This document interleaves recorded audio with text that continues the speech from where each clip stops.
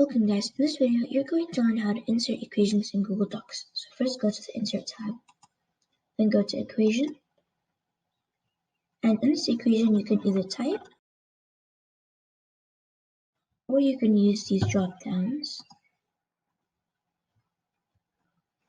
So let's say you're done editing this equation and then you X out this toolbar and you want to edit this equation, so you go to it but the toolbar does not show up. So if you want it to show up again without having to make a new equation, go to the Help tab and then type equation. And then click on Show Equation Toolbar. Now the toolbar shows up without me having to make a new equation. Thank you for watching. I hope this video helped. If it did, please don't forget to subscribe and I'll see you in the next video.